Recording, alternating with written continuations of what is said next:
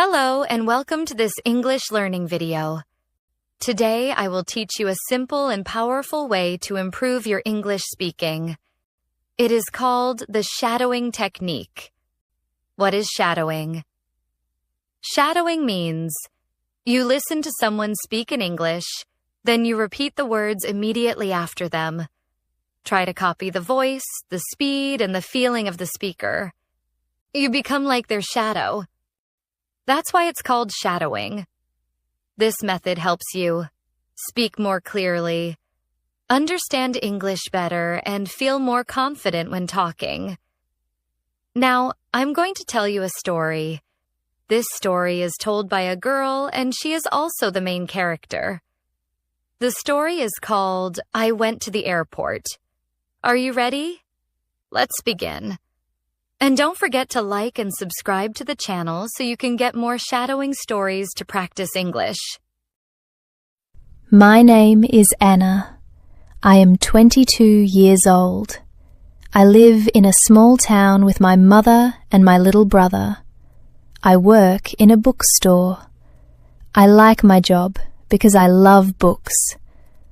But one day, something happened. Something very different.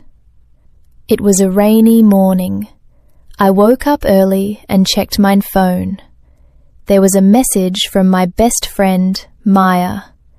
It said, "Anna, please come to the airport today. I need you. 12 p.m., Terminal 3. I didn't understand. Why did Maya want me to go to the airport? She didn't say more. I tried to call her, but her phone was off. I looked at the clock. It was already 10 a.m.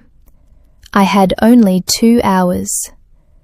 So, I put on my jeans, a pink jacket, and took my umbrella. I told my mum, "Mum, I need to go to the airport. Maya needs help." My mum looked worried, but said, "Be careful, Anna." I took the bus. It was cold and wet. The bus was full of people, and I stood the whole time. I kept looking out the window. The sky was grey, and I saw planes in the distance. Finally, I reached the airport. It was very big and noisy. People were running, talking, and carrying bags. I looked for Terminal 3. It took me 10 minutes to find it. But when I got there, Maya was not there. I waited. 10 minutes, 15 minutes, 20 minutes. Still no Maya. I felt nervous. I looked around. I saw a girl sitting near the window. She had a suitcase and was crying. I walked slowly to her and asked, "Are you okay?" She looked up. Her eyes were red. She said, "I missed my flight. I don't know what to do." I sat beside her. "My name is Anna. Can I help you?" She said her name was Sarah. She came from another city to see her father, but she was late, and the plane had already gone. I gave her a bottle of water from my bag. We talked. She was kind, and she said, "You're a good person.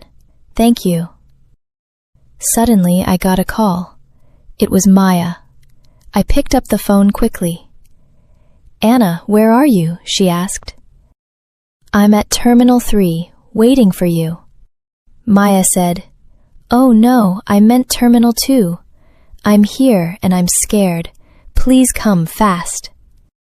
I said goodbye to Sarah and ran to Terminal 2. My heart was beating fast. When I reached there, I saw Maya sitting on the floor. She was crying too. "Maya," I shouted. She looked up and ran to hug me. "Anna, I didn't know who to call. I'm so scared," she said. "What happened?" I asked. She told me something shocking. "I think Someone is following me. I was surprised. Who? Why? I asked. I don't know, Maya said. On the bus to the airport, I saw a man watching me. When I got down, he also got down. I ran inside and tried to hide. I looked around. There were so many people. Maybe it was nothing, I said. Maybe you're just scared. No, she said. I saw him again at the coffee shop. Just then, Maya pointed at someone.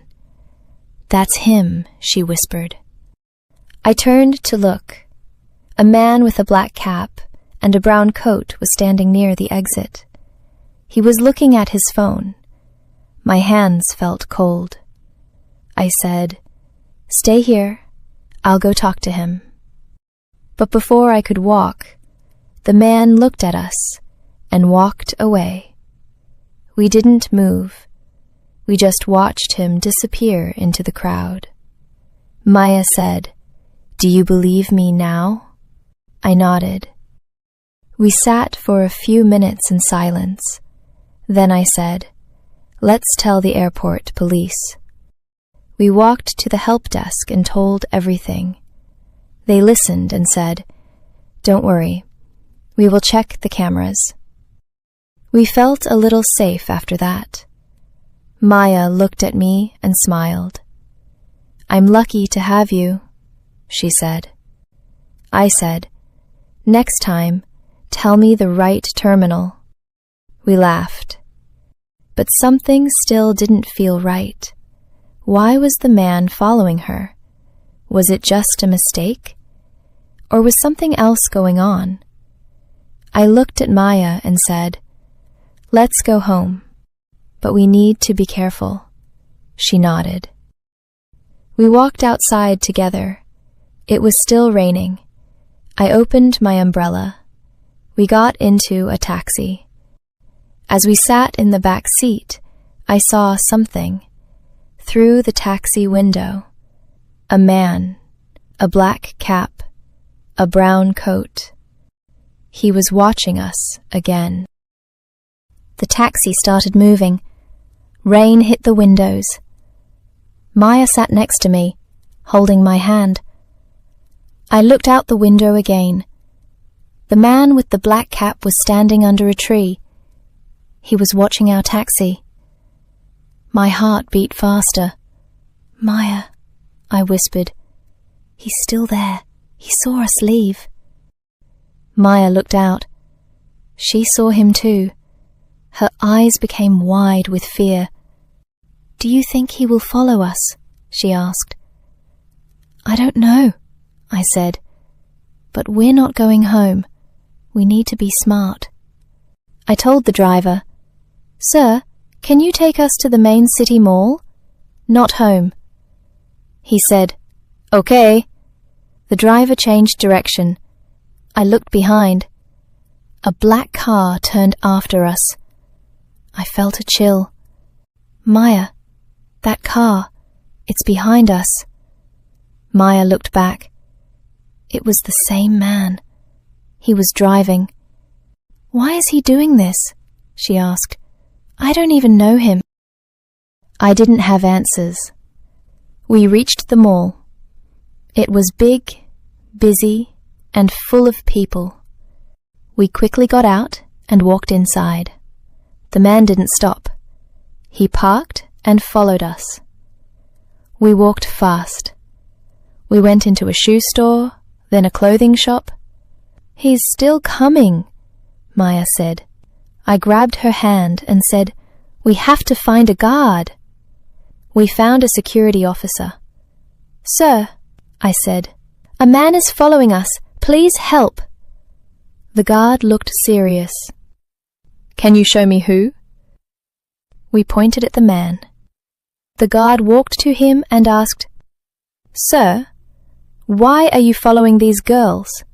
The man looked surprised. "I'm not following them," he said. "She's my sister," he added, pointing at Maya. Maya stepped back. "What? "You're lying!" she shouted. The guard said, "You need to come with me, sir."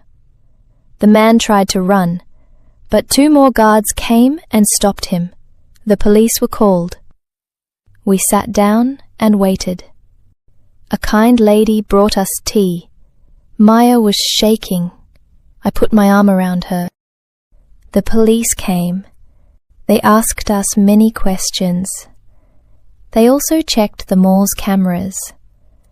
After some time, an officer returned and said, "You were right.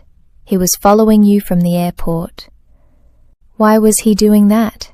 I asked.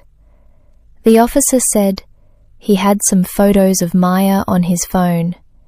He also had her name and address. Maya looked shocked. "But how? Who is he?" The police said, "We are still checking, but he might be a private detective. Someone paid him to follow you." Maya whispered, "No, it can't be him." I looked at her. "Who?" I asked. She looked down. "My ex-boyfriend. I broke up with him last month. He was angry." The officer said, "That might be the reason, but we will investigate." Maya started crying. "I was so scared," she said. I hugged her. "It's okay. You're safe now." After some hours, the police let us go. They said they would call us if needed. Outside the mall it was still raining, but this time the rain felt soft, like everything was going to be okay. We took another taxi home. Maya slept on my shoulder. She looked tired, but peaceful. When we reached home, Mum opened the door. She looked worried. "Where have you girls been?" she asked. I saw the news. Something happened at the airport. I told her everything. She hugged us both and said, "You are my brave girls." That night I couldn't sleep. I thought about everything. The message, the airport, Sarah, the man in the black cap. So many things happened in one day. But I was proud of myself. I helped a stranger. I protected my best friend. I stayed calm even when I was scared. 1 week later, something sweet happened. I was at the bookstore helping a customer. Suddenly, I heard someone call my name. "Anna?" I turned around. It was Sarah, the girl from the airport. She was smiling. "I found you," she said. I laughed. "You remembered the name of my bookstore."